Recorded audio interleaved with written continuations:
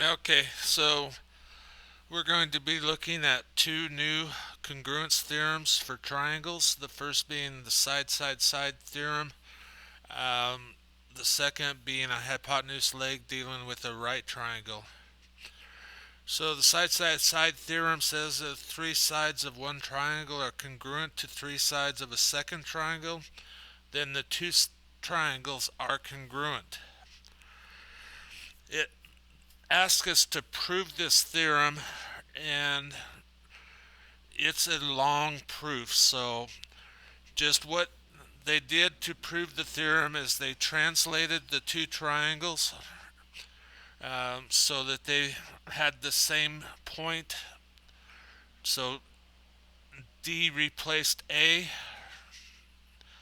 and then they rotated so that they shared the same leg. Then they put in some angles so that um, they could prove congruence that way, and they drew the perpendicular lines so that they had alternate, or they had corresponding angles and such. You can read through the proof. We're just going to use the theorem. So we want to prove this triangle to be congruent using the side theorem. We're going to do our two-column proof just like normal.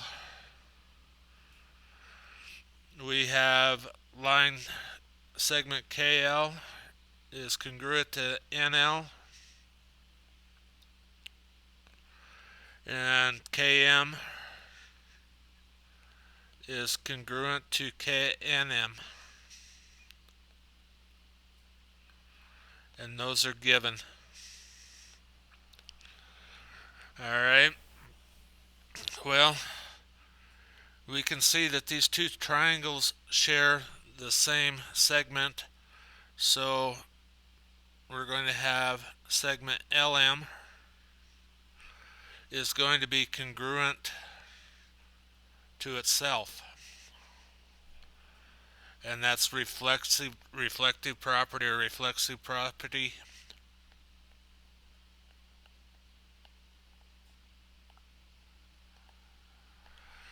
Okay, if that means we now have three sides that are congruent, so triangle KLM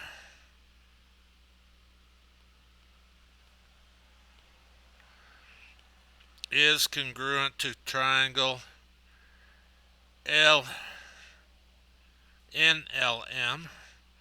and that's the side-side-side theorem of congruence.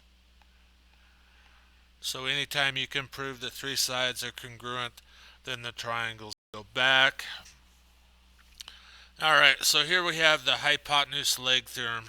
So it says if you have a hypotenuse and a leg, the hypotenuse is opposite the right angle, then you have a congruent triangle.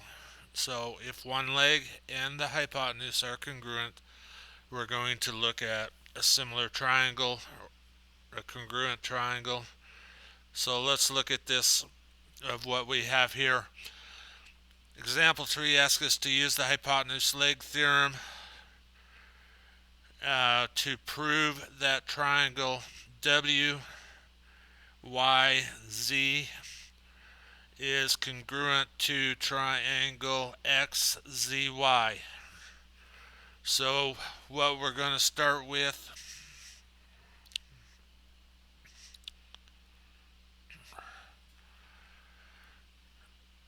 is we have WY and XZ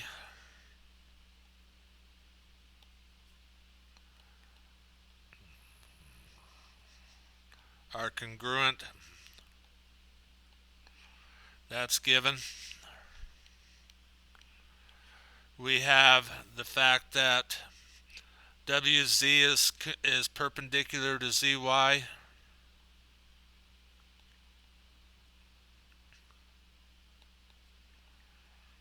and XY is perpendicular to XZY, and those are given. We want to prove that triangle WYZ and triangle XZY are congruent. So we can say that angle Z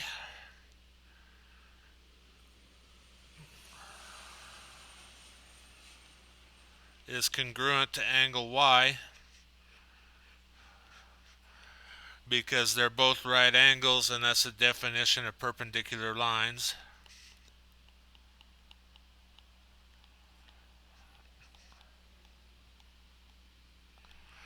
Okay,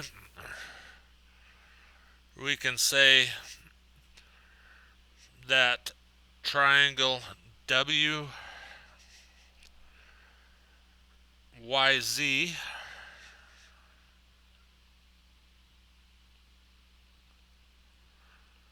is congruent to triangle XZY,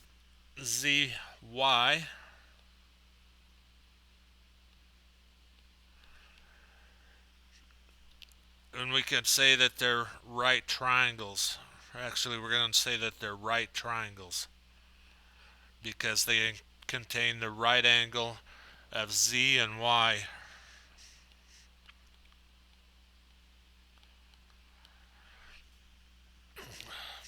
Okay, since they share a line in common uh, down at the bottom, so we have segment YZ is congruent to segment YZ or ZY, and that is a reflexive property. So that's the line down here at the bottom.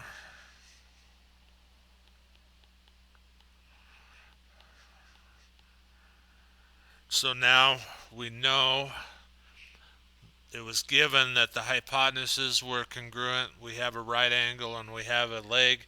So triangle WYZ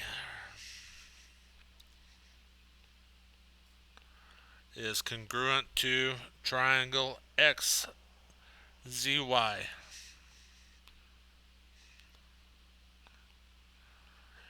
And that is because of the hypotenuse leg congruence theorem.